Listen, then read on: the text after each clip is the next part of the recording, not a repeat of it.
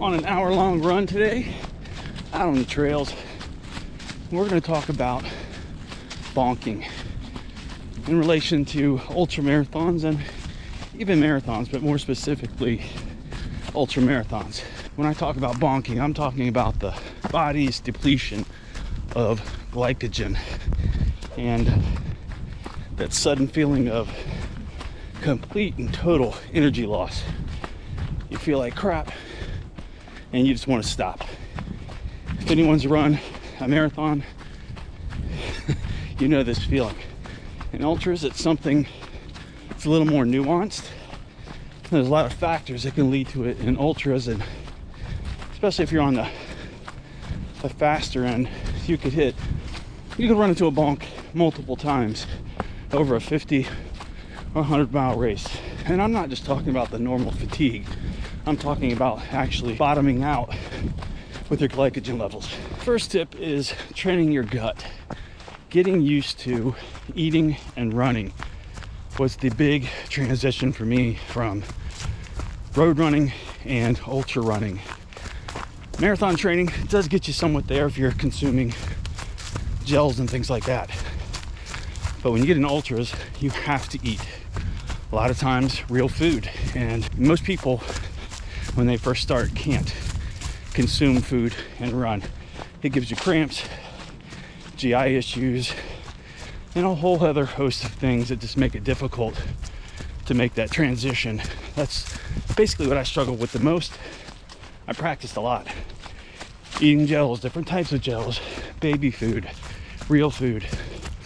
I practiced this whether I was on the treadmill, on long runs, if I was out here on the trails. I really had to work on it. Now, many years later, I have it dialed in, but it's definitely something you need to get used to doing, and you're gonna have to practice it. Taking off too quickly. In an ultra marathon, this can kind of be the kiss of death, or what I like to say, you're purchasing a ticket, first class ticket to the struggle bus. Most of us that run ultras have a very inflated sense of the fitness that we have. We overestimate how fast we can go, and we underestimate how far the distance really is and the toll it's going to take on our body. Basically, we don't respect the distance. So pacing is something you really have to concentrate on. It's not about banking time. A lot of people think I'm going to go out early in a 50 or 100 miler. I think they're going to bank time. They think they're going to get out there, run a little bit faster, which also causes you probably to eat less and hydrate less. And ultimately, you're burning the candle at both ends. You cannot recover quick enough. You're going to deplete your glycogen levels by going too fast. And then you're going to have to slow way down. In an ultra, you want to go slow. You want to slow down before you're forced to, because it will happen. If you're not smart about your pacing strategy, it's definitely going to make you bonk. And you're going to be on the struggle bus for a very, very long time. So for instance, that's why you see many of us, a large percentage of us, take on a walk-run approach when we're tackling long distance, 50 miles and above, and even below that, even at the 50K mark. Many people do that even in the marathon. We are trying to bank energy, not time, so that we can use what fitness we do have and extend that through the entire distance. Because you're going to get tired, but you don't need to bonk. And if you can maintain your pace, a correct, honest pace, and your fueling, you'll be in a much better place. And that's something that I have dialed in and perfected for myself over the last couple of years. And out of all of these tips, I would say going out too quickly in an ultra marathon is the number one offender that causes people to bonk and have an absolutely miserable race. So 3, following a proper nutrition plan. Now, it isn't number 1, train your gut to be able to eat in the heat and the cold, running long distances. That's something you have to train for. But 3 is about following a good nutrition plan, the proper carbohydrates, proteins, and fats during a race, and what you're consuming up to a race. During a race, you're going to need to know, let me walk for a second, I'm running uphill. You're going to need to know basically how many calories an hour you can take in. Now, if you take too many in, GI issues. If you don't take enough in, bonking issues. You have to get this dialed in, and it needs to be balanced. You can't just live off of caffeine and sugar.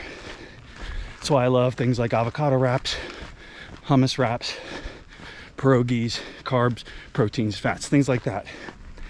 Making sure that I'm consuming them every hour, at least 400 calories an hour is what I'm trying to shoot for. Even when I don't feel well, that makes it difficult to make sure that you're still doing it, but that's a smart thing to do. So make sure you have a nutrition plan and an estimate of how many calories an hour that you burn so that you're properly loading yourself during a race. And again, that's definitely been key for me, figuring that part out. I was always under eating and overestimating that type of thing, thinking I was taking in more calories than I was, and I'm a bonk. But once I really got into following the nutrition plan, whether it be just taking a gel every 30 to 40 minutes, then when I get to an aid station every 6 to 8 miles, eating something a little bit bigger, like a peanut butter and jelly, avocado wrap, things like that. Doing that consistently, even when you don't feel like it, is going to be the key to not bonking. The weather today is unseasonably warm. It's almost 70 degrees right now. I'm used to running in the 30s and 40s, and it feels like a million degrees. I'm going uphill, which reminds me, know what race day temperatures could be. You're gonna need to know that stuff, because that could considerably slow you down. Lots of rain, tons of mud. Navigating mud for 5, 10, 15, 20, 25, 30 hours. Are you ready for that? Heat. How does your stomach do when you're eating and you're overheating? That's the kind of thing you got to figure out. Definitely worth thinking long and hard about prior to race day. So the next one is another common sense one, but one that people do miss. Hydration. You got to be cognizant of how much hydration you need. A lot of times people greatly underestimate it, and especially in an ultra where you're having trouble digesting food, you're not taking enough. The food hits your stomach, and your body pulls moisture from your body into your stomach to try to digest that stuff. It's definitely going to cause GI issues, dehydration issues. Now, a couple ways you can check on that. How dark is your pee? If you're not peeing, definitely something you need to look into while you're racing. Making sure you're taking in S-caps or chewable sodium tablets that are replacing the things you're losing. You have to stay on top of that. You could have extremely cold races where you're bundled up and you're cold, but your body is expelling a lot of moisture that you don't think about. Or you can have an absolutely blistering day that you can't keep up. You're drinking water and water and water, and you just can't catch up. You have to stay on top of that, because that's definitely something that compounds, feeds to fatigue, and ultimately can end your race pretty quickly if you let dehydration get out of hand. So as you can see, bonking is just not the going out too fast. It could be a number of things. It could be one thing you're not even thinking about, causing and compounding into an issue that causes you to bonk. Ultras are a lot different than marathons in that sense. Anybody who's run a marathon kind of understands that 4-hour mark is the bonk time. Once you hit 17 to 20 miles, most of us are going to bonk. Again, I'm talking generalizations. There's tons of people on the spectrum of fitness out there, and we'll hit bonks at different points. But that's because most of the people, when you're running an ultra, you're going slower, so you're not going to always just bonk at that time. You got to think about this thing. That's why I love ultras. You got to think about this thing as a puzzle, and the things and the pieces have to be in the right place. You have to solve the right problems to keep you from hitting these major issues that come up, because every ultra is different. The variables are different, and ultimately problem solving could be different from ultra to ultra. Now 5, mental preparation. Ultras are hard. You go through highs and lows emotionally. I know I do. Ultras that I run alone are much more difficult. I hit dark places, low places that make me want to stop, because I don't have that person there to talk to. as you guys know, if you've been watching this channel for a while, when I run these races with Joe, it significantly helps me to have someone there. And other races you've seen in the past where I've kind of hooked up with someone and we just ran for a long time together, because those two people together kind of make you stronger mentally and physically. It kind of keeps things moving and doesn't allow you to go into those dark places as much. So that's something you definitely need to think about. If you're running an ultra alone, prepare for that. What are going to be your triggers that are going to make you feel low, and recognize them and kind of work through some things to help you get through them. Tell your crew and pacers what those may be, and the things to tell you to help you get through them, to remind you to not give up, toughen up. Yeah, get out there, put one foot in front of the other, and don't let, as Goggins would say, your poopy pants dictate your race for you. Mentally preparing is different for all of us. I'd say train hard, do hard things so your body gets used to it, meditate, watch videos, whatever it is you need to do, but you need to figure it out. And lastly, aid stations. Take advantage of the aid stations. Allow yourself to recover. I know full well from experience how much time can be wasted at an aid station. I'm not talking about camping out. I'm not talking about kicking up your feet, hanging out for 20 minutes. Take your time, get in there, get your bottles filled, get your nutrition, get what you need, square things away. I always plan for at least 2 to 5 minutes at every aid station for my goal time, if that's what I'm shooting for, and my pace. If you have to attend to a blister, put on lube, anywhere on your body. Like, this is the time you're supposed to be doing that.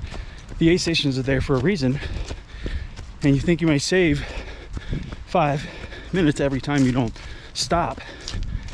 You might, but you also may cost yourself, hours, because you didn't take care of the blister, or the chafing has become too bad in your nether regions and it becomes too painful and you have to drop because you didn't take the time to address it, or you're dehydrated or malnourished.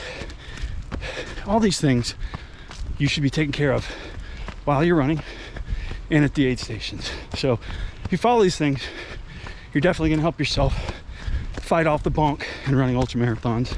That's the thing I love about ultra marathons: problem solving, keep your mind occupied, and it's not just ticking off miles.